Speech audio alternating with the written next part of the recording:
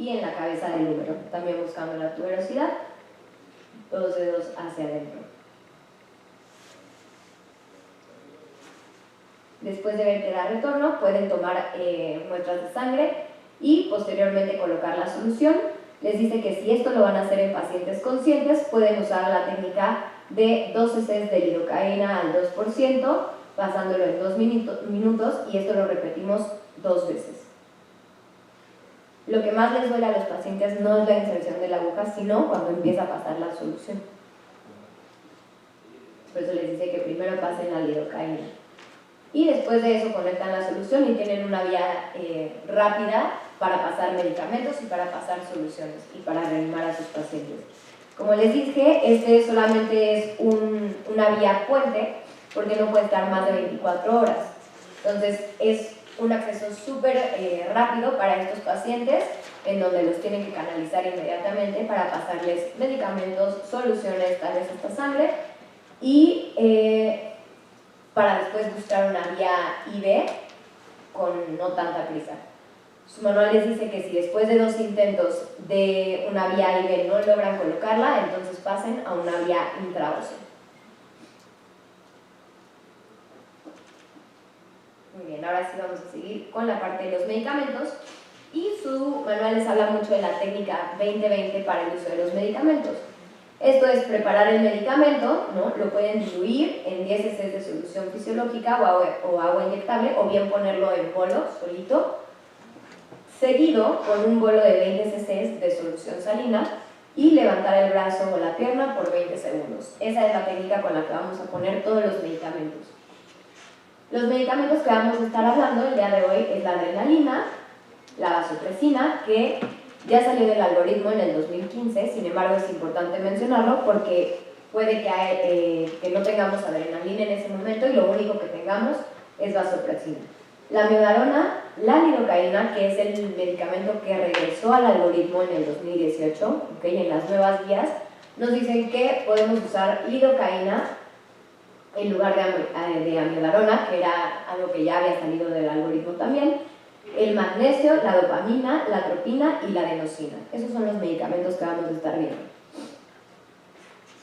Entonces, como principal vasopresor, vamos a usar la adrenalina o epinefrina, que sabemos que es una catecolamina natural, ¿no? Con efecto alfa y beta adrenérgico, y la dosis que vamos a estar utilizando en los pacientes que no tienen pulso es de 1 miligramo IV cada 3 a 5 minutos.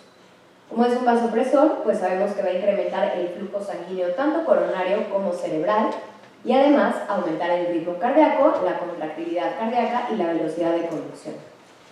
Dosis elevadas de este medicamento pueden producir arritmias y a esta dosis puede ser letal en pacientes con pulso.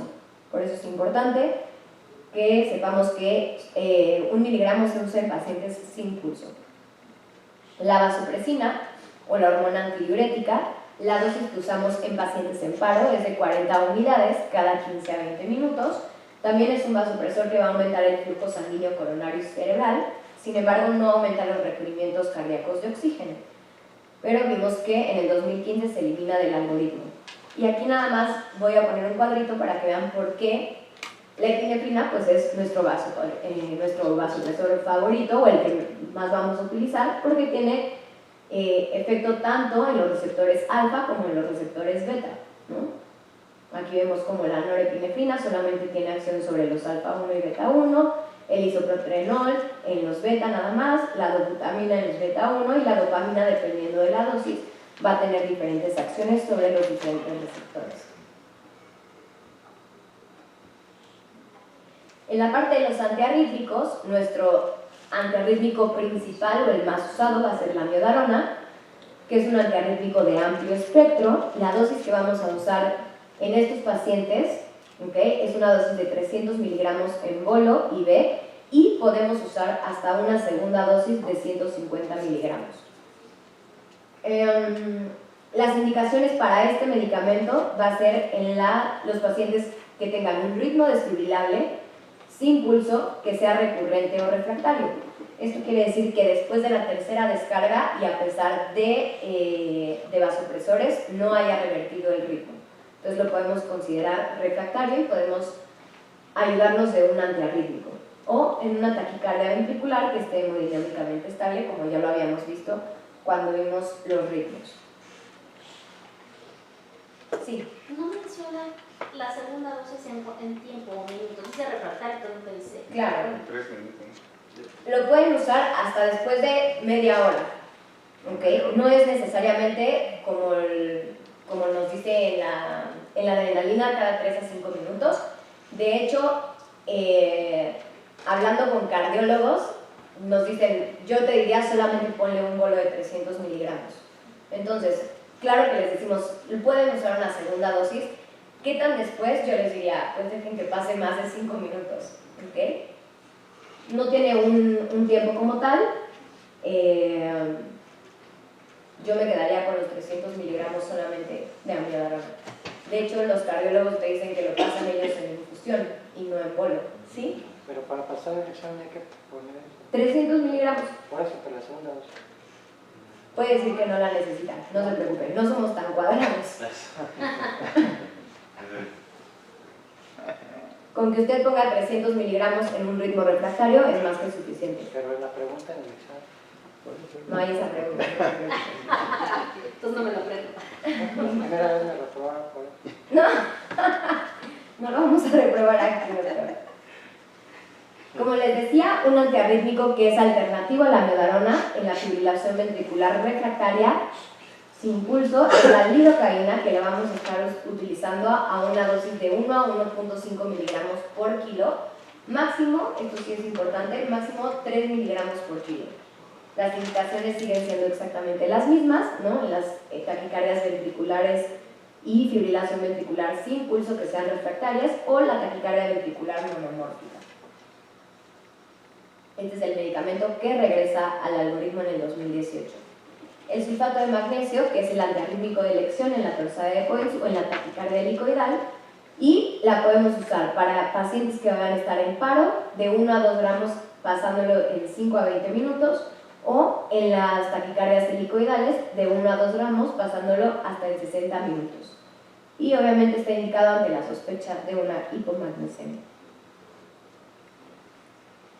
Ahora, para el control de la frecuencia cardíaca tenemos la atropina, que es el medicamento de primera elección para la bradicardia sintomática porque va a aumentar la frecuencia cardíaca. La dosis que vamos a estar utilizando es de 0.5 miligramos cada 3 a 5 minutos, igual con una dosis máxima de 3 miligramos o de 6 dosis. Y esto es importante que lo sepan, la atropina tiene poca respuesta o nula ante bloqueos AVE tipo MOVIX 2 y de tercer grado. Entonces, si ustedes identifican ya en su monitor un bloqueo de tercer grado, sepan que pueden usar la atropina porque normalmente es lo primero que está en el carro rojo, pero no se esperen hasta dar una dosis máxima porque probablemente no tenga buena respuesta a la atropina. Entonces, busquen sus segundas opciones, que ahorita las vamos a ver. Parte de las segundas opciones de las que hablábamos puede ser la dopamina, que es útil en la bradicardia cuando ésta no responde a la atropina o a un marcapasos, y aquí la vamos a poner en dosis de infusión. La dosis a la que la vamos a poner es de 2 a 20 microgramos por kilo por minuto, y dosis mayores van a ser útiles en el manejo de la hipotensión y el estado de shock. Pero para la bradicardia vamos a usar esta dosis. También podemos poner la epinefrina en infusión, ¿no? Cuando no responden también a la atropina o al marcapasos, y esta va a ser una dosis menor de 2 a 10 microgramos por minuto, y también dosis mayores nos sirven para el manejo de la hipotensión y el estado de shock.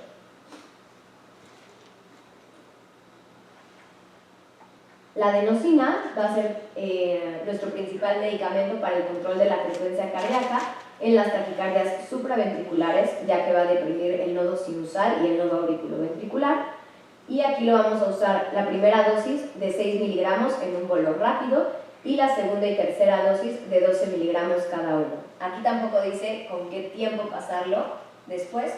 Esta la podemos pasar inmediatamente después porque tiene una vida media muy cortita, lo que hace que tenga una acción muy rápida. El efecto es entre 1 y 2 minutos. inmediato, exactamente. Entonces, también hay que saber que con la adenosina el paciente puede presentar molestia torácica o dolor torácico, y en el monitor puede presentar un periodo de asistolia no mayor a 10 segundos. ¿Okay? Está contraindicado si toma diazepam. Está contraindicado si toma diazepam y también está contraindicado en taquicardias ventriculares que sean irregulares o polimórficas y pues obviamente en los bloqueos. También, bueno, decía que en el caso de las embarazadas era de elección, ¿sí?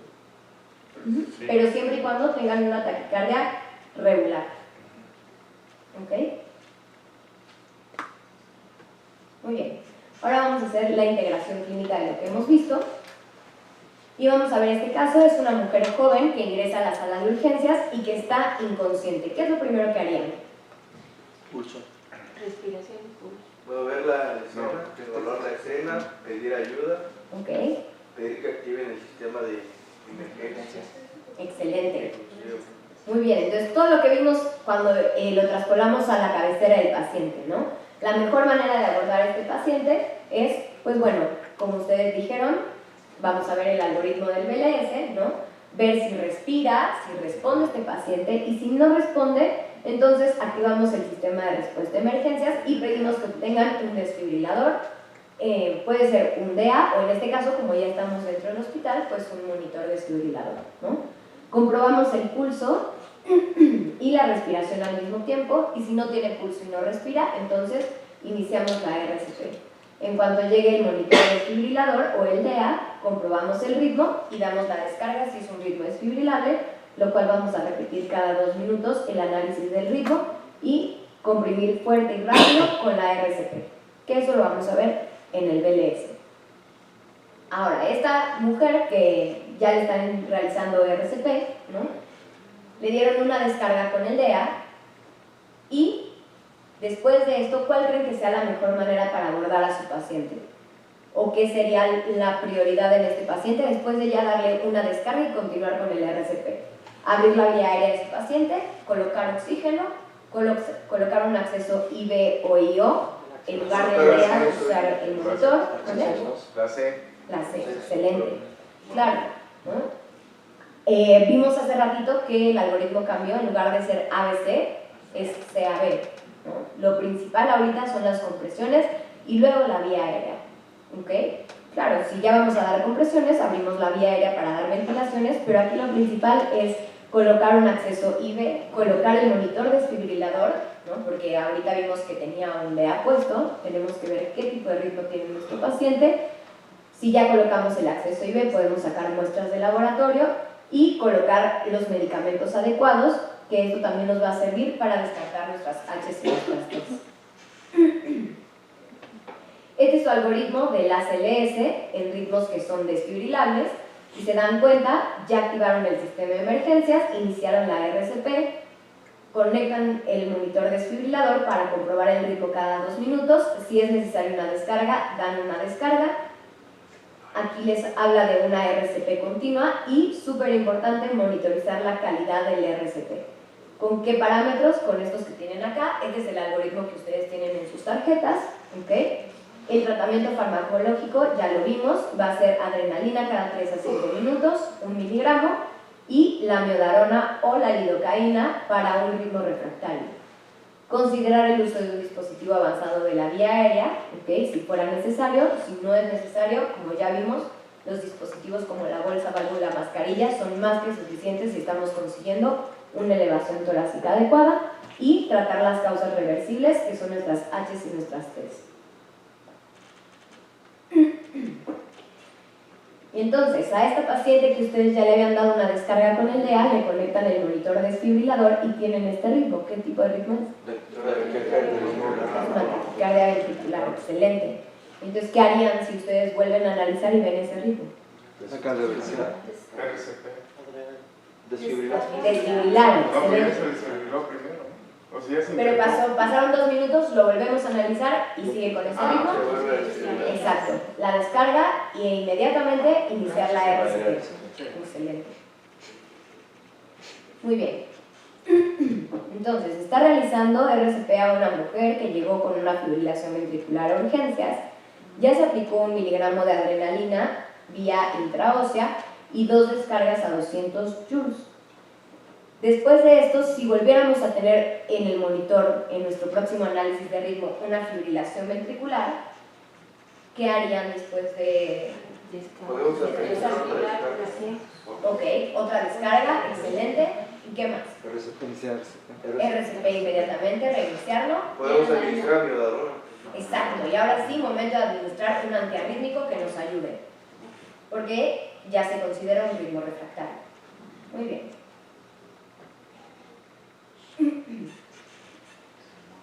Por último, tenemos un hombre de 64 años que lo único que nos refiere es tos y flujo nasal, y cuando lo conectamos al monitor desfibrilador nos aparece este ritmo. ¿Qué ritmo tiene? Ok, es un bloqueo de segundo grado, tipo Movitz 1. Este hombre, de repente, en la sala de urgencias, ustedes lo están monitorizando y empieza con palidez, diaforesis y les refiere dolor precordial y disnea súbita. Le toman su presión arterial y tiene 84/39. ¿De qué les hablan estos datos? Que está inestable y sintomático. Exacto, que tiene una bradicardia, que está inestable o que tiene una bradicardia sintomática. ¿Y cuál sería su manejo? Atropina. Excelente, entonces vamos a ver su algoritmo de las bradicardias, que ustedes también lo tienen en sus tarjetitas, en donde les dice, bueno, vean qué tipo, qué frecuencia cardíaca tiene, vean si tiene una bradicardia, y lo principal es mantener la vía aérea del paciente abierta, poner oxígeno si es necesario, ¿no? Para mantener la saturación por arriba del 94%, conectar el monitor cardíaco para ver qué tipo de ritmo tiene, tomar signos vitales. Si tienen en ese momento la posibilidad de tomar un electrocardiograma, lo pueden hacer. Si no, no retrasar la terapia y colocar un acceso IV. Y lo más importante de estos algoritmos va a estar aquí en rojo. ¿Okay? Lo que nosotros tenemos que detectar en estos pacientes que sí tienen pulso es ver si tienen algún dato de inestabilidad. Como datos de inestabilidad vamos a tener 5 principales, que es la hipotensión, el estado mental alterado, datos de shock, molestia torácica o datos de insuficiencia cardíaca aguda. Si no tiene ninguno de estos datos, entonces tiene una bradicardia y ese paciente está estable, y lo único que tendremos que hacer es observarlo y monitorizarlo. ¿Okay? Darnos nuestras vueltas cada 5 minutos, ver que no desarrolle ningún dato de inestabilidad. Tal vez ahora sí es momento de hablarle al cardiólogo o a alguien que lo vea, ¿okay? Pero nuestro paciente está estable.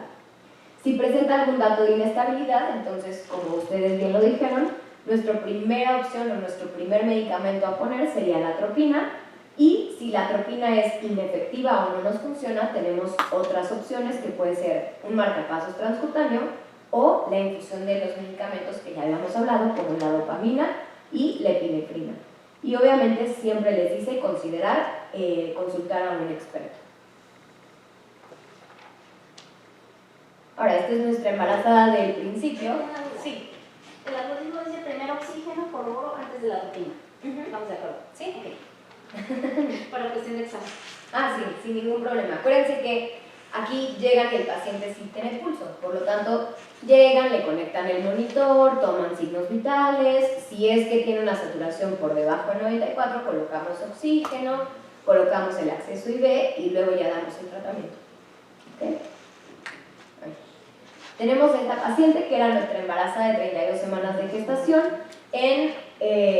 al principio de nuestro curso, que presenta fatiga y palpitaciones en el pecho, niega a otros síntomas con una tensión arterial de 115/69, y ustedes conectan el monitor y tienen este ritmo. ¿Qué ritmo tiene? Fibrilación auricular. Es una fibrilación auricular. Excelente. ¿Y qué harían con esta paciente? Oxígeno. Descarga. Aquí sería bueno la adenosina, ¿no? Ok, no tiene ningún dato de inestabilidad hasta ahorita por lo que hemos visto. Okay. Habría que revisarla mejor. Por lo tanto, volvemos a los algoritmos de sus tarjetitas, donde en las taquicardias, pues igual, vemos si tiene una frecuencia cardíaca por arriba de 150, hacemos las mismas maniobras iniciales, que es mantener la vía aérea abierta de nuestro paciente, por colocar oxígeno si la saturación es menor a 94, colocar el monitor cardíaco para ver qué tipo de ritmo tiene, y nos hacemos las mismas preguntas para ver si nuestro paciente está estable o inestable. En el caso de que nuestro paciente esté inestable, entonces siempre el tratamiento va a ser la cardioversión sincronizada, excepto en la taquicardia ventricular polimórfica, en donde se da una dosis de desfibrilación, y aquí vienen sus dosis de cardioversión, dependiendo de si el complejo está ancho, estrecho y si es regular o irregular. Ahora, si nuestro paciente está estable y el QRS está estrecho, ¿okay? Entonces nuestro tratamiento será, como lo habíamos visto, primero las maniobras vagales y si no nos funcionan, entonces ahora sí, colocar la adenosina solamente si es regular.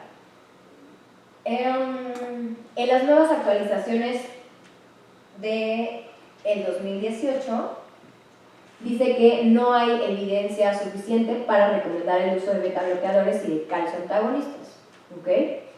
Y obviamente considerar consultar a un experto. Acuérdense que nosotros solamente damos las medidas iniciales, pero siempre consultar a un experto.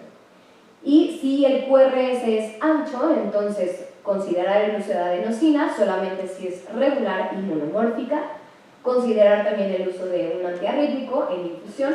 Aquí están los diferentes antiarrítmicos que nos dan como tratamiento, que puede ser la procainamida, la medarona o el sotalol, y obviamente considerar consultar al experto. Por último, este caso lo único que vamos a ver es los cuidados post-paro, que es muy importante ver en un paciente que ya salió de paro, que muchas veces lo tratan como si tuviera todavía una bradicardia. ¿Okay? Entonces, lo más importante es saber si ese paciente respira o no respira por sí solo, mantener ahora sí igual la saturación por arriba de 94, y ahora sí es momento de que si ese paciente necesita todavía ventilación, considerar el uso ahora sí de un dispositivo avanzado para la vía aérea. ¿Okay? Obviamente aquí volvemos a tomar signos vitales, revertir o mantener la presión sistólica por arriba de 90 milímetros de mercurio, y esto lo podemos hacer ya sea con bolos de soluciones, con infusión de vasopresores y tratar las causas reversibles que lo llevaron a este paciente al paro. Si este paciente no sigue instrucciones verbales, entonces hay que considerar lo que antes llamábamos la hipotermia terapéutica, ahora lo ponen en sus manuales como manejo de la temperatura, que es conservar a nuestro paciente con una temperatura entre 32 y 36 grados centígrados durante 24 horas, para protegerlo neurológicamente. Si este paciente tiene datos de, o tuvo datos de un infarto agudo al miocardio, entonces llevarlo a la sala de repercusión coronaria y obviamente apoyarnos de terapia intensiva para el control y el manejo de ese paciente posteriormente. ¿Okay? ¿Alguna duda hasta ahorita? Pero para una fibrilación auricular, ¿está indicada la adenosina? No, porque es irregular. Okay. Exactamente. Pues eso sería todo. Vimos un pequeño resumen de lo que son sus algoritmos. Yo les diría, lo más importante de sus manuales es que ustedes tengan muy claro sus algoritmos. Todo lo demás ya lo saben. Todo lo demás es pura práctica, y pues con eso damos por terminado el día de hoy la parte de electro y farma. Ya saben ahora detectar rápidamente los ritmos y, como les digo, lo más importante es que sigan sus algoritmos. ¿Dudas o preguntas acerca de algo? Ya son unos expertos. Tenemos más dudas que antes.